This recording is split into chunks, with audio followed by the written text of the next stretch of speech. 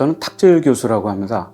부산 장신대학교에서 교회사를 가르치고 있고 현재는 월간 현대종교 이사장으로 있으면서 편집장을 맡고 있습니다.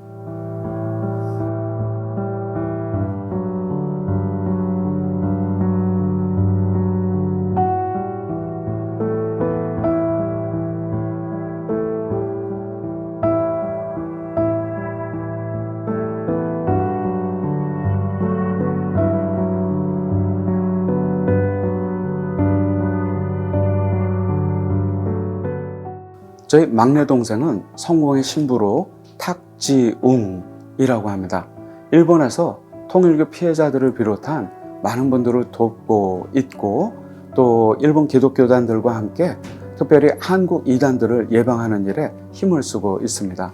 둘째 동생인 탁주원 소장은 선친께서 운영하시던 현대종교의 대표로 이단 대처 및 연구를 위한 그 일들을 해 나아가고 있고요. 저는 말씀드린 것처럼 현대종교 이사장교 편집장으로 잡지 그리고 또 연구하는 일을 맡고 있습니다. 선친께서 했던 그 역할들을 저희 세 아들들이 이렇게 역할을 분담해서 하고 있다고 할 수 있을 것 같습니다.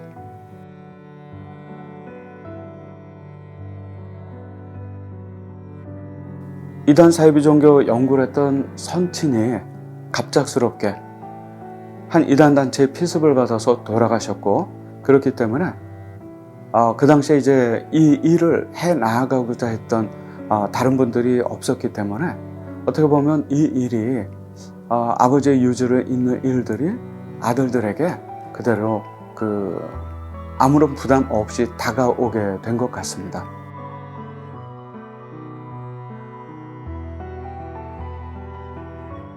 최근 넷플릭스 나는 시이다가 많은 사회적인 문제 제기를 하고 또 그 후폭풍 속에 우리가 있는 것 같습니다. 하지만 이렇게 언론으로 노출되어진 이런 프로그램과 달리 우리가 돌아보면은 한국 근현대 속에서는 이단 관련 문제들이 우리나라를 많이 힘들게 해왔거든요. 그리고 그 중에 하나가 바로 이 넷플릭스 나는 신이다의 이슈인 것 같습니다. 그러니까 이단 사이비 문제는 멈춘 적이 없지요. 다만 우리 기억에서 사라졌을 뿐입니다. 이 시간은 우리가 과연 이단 사이비가 문제인지 아니면 쉽게 잃어버리는 우리들의 망각이 무엇인지 한번 생각해 볼 수 있는 그런 계기가 되지 않았을까? 그런 생각이 듭니다. 또 다른 하나는 이단 피해의 모습이 많이 노골적이고 선정적으로 노출되었다고 염려하는 분도 있지만 사실 이 프로그램을 통해서 이단 사이비 문제에 대한 또 다른 사회적 경각심을 갖게 되었다고 하는 장점이 있거든요. 물론 그것과 함께 우리가 이단 피해의 본질에 대해서 우리가 고민하지 않고 나타난 현상적인 부분에 대해서만 단순히 충격을 받고 호기심적인 집단적인 어떤 관심을 갖는다고 한다면 또 그것이 2차 피해로 이어질 수 있는 위험이 있기 때문에 이단 교주들의 반사회적인 행태에 우리가 관심을 갖고 재발되어지지 않도록 관심을 갖는 것이 이 넷플릭스 나는 시이다 이 프로그램의 본질적인 관심의 그런 본질이 되어져야 한다고 생각합니다.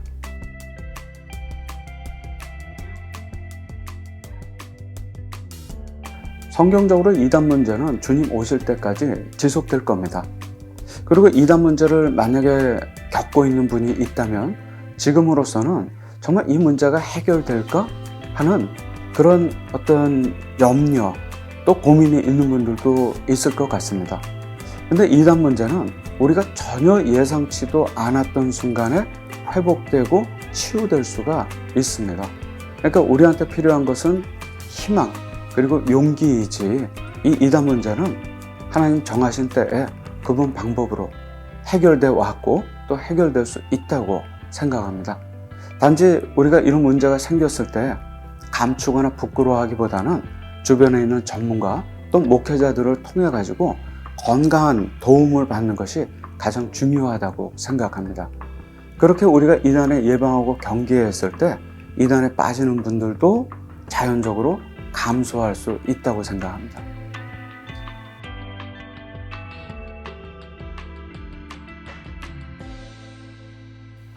최근에 이단 사입에 빠지는 많은 분들이 우리 주변에 있고 청년 대학생들도 많이 빠지고 있습니다. 근데 대부분의 이단들의 포교의 특징을 보게 되면 우리에게 필요한 것을 제공합니다.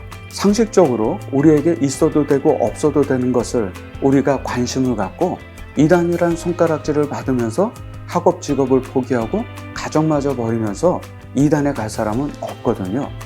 그렇기 때문에 이단들은 우리가 보암직하고 먹음직한 것을 늘 가지고 우리에게 친절하게 다가옵니다. 그리고 그것에 대한 욕심으로 우리가 관계를 맺게 되고 또 그 친밀감이 깊어지면 이단의 교리교육으로 쉽게 넘어가거든요. 우리 그리스도인들에게 지금 현대세상에서 공짜는 없는 것 같습니다. 만약 그리스도인들이 예수 그리스도의 구원만이 우리에게 주어지는 공짜이다 라고 생각하고 산다면 이단의 미혹은 쉽게 이겨내지 않을까 하는 생각을 해보게 됩니다.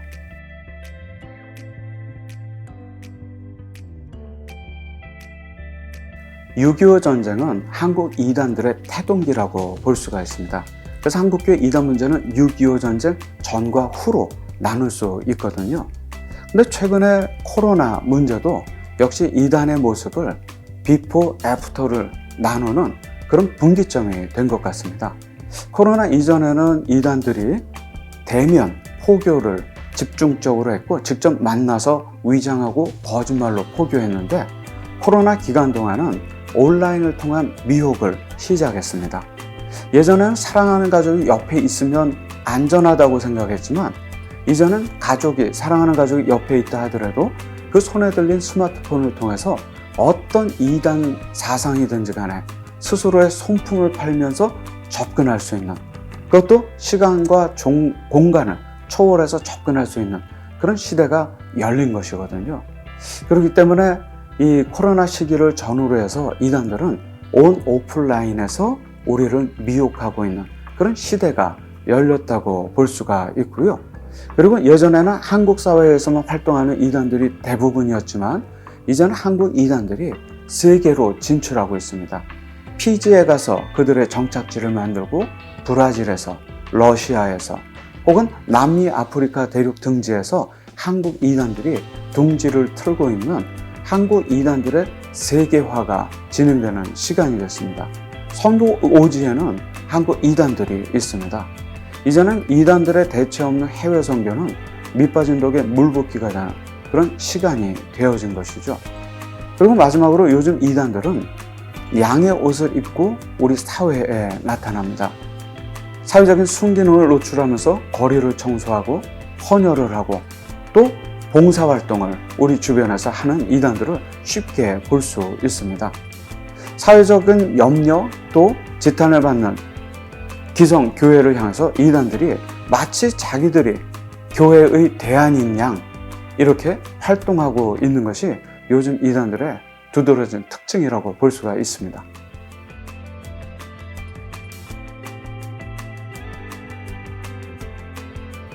이번 넷플릭스 나는 신이다가 이제 공개된 이후에도 나타났지만 많은 교단 혹은 기독교 단체에서 이 문제에 대해서 기자회견을 열고 문제 제기를 하기도 합니다. 그걸 통해서 기독교인들에게 이단 사이비에 조심해야 된다고 하는 그것이 목회서신으로서의 작동도 할 수 있겠지만 만약에 이런 심각한 문제에 대해서 목소리를 내고 보도자료를 돌리고 이것이 언론에 보도되었을 때 다시 다음 사건이 터질 때까지 침묵 모드로 가는 것이 교회의 역할은 아니라고 생각합니다. 많은 시행착오를 거치고 또 그 속에서 효과를 가졌던 것처럼 이제 더 이상 반복되지 않도록 교회가 지속적으로 상시적으로 이런 이단 문제에 대해서 목소리를 낼 수 있는 그런 실효성 있는 기관을 운영하는 것에 대해서 조금 지혜를 모을 때가 아닌가 싶고요. 그 교회에서 그런 움직임을 시작했을 때 이런 이단 문제가 사회적인 문제가 될 수 있다고 하는 것을 이미 주변 사회가 공감하고 있거든요. 그런 어떤 사회적인 공감과 교회의 노력이 맞닿았을 때 이단 문제를 선제적으로 좀 대처할 수 있는 그런 대안들이 나오지 않을까 생각합니다.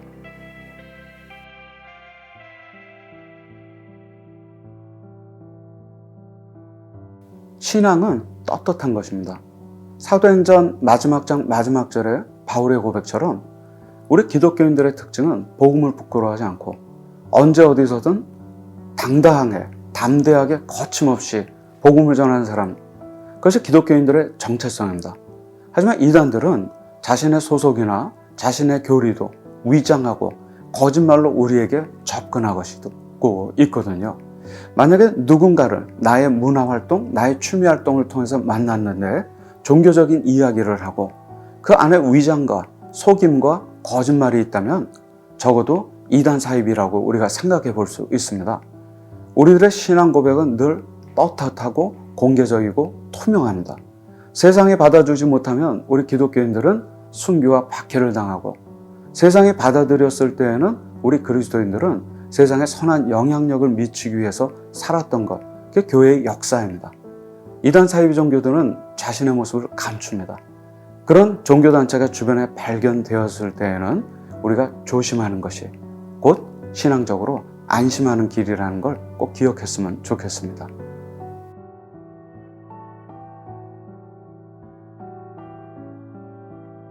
예수님 안에서 산다는 것은 복음의 말씀을, 그 행간을 읽기보다 예수님 말씀 그대로 믿고 살려고 하는 것, 예수 그리스도의 말씀은 단순 명료한 것 같습니다.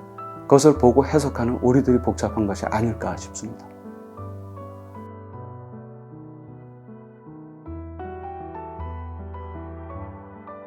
많은 사람들이 교회의 분열을 걱정하고 또 우리 그리스도인 사이의 다툼을 걱정을 하는 그런 세상이 되었습니다. 복음이 전래될 때 교회가 우리 민족을 걱정했는데 이제는 사회가 우리를 걱정한다고 합니다. 우리의 복음은, 우리 그리스도인들은 모두가 주를 위해서 일을 한다고 얘기하거든요. 하지만 한 분 주님을 위해서 우리가 일을 하지만 우리들의 방법은 다 각기 다른 것 같습니다. 이단은 틀리지만 우리 그리스도인들은 다른 거거든요. 다름과 틀림을 우리가 구분을 해 나아갔을 때 그리스도인으로서의 삶을 우리가 올바르게 살 수 있지 않을까? 그렇게 생각이 듭니다. 주를 향하는 마음은 다 동일하지만 방법은 다를 수 있거든요. 다름입니다. 다름은 우리가 받아들이되 예수 그리스도의 다른 틀린 가르침을 주는 이단들의 틀림을 우리가 구분할 수 있는 지혜가 있다면, 그 다름과 틀림을 구분한다면 예수 그리스도의 안에서 살아가는 그런 인생 여정이 되지 않을까 생각합니다.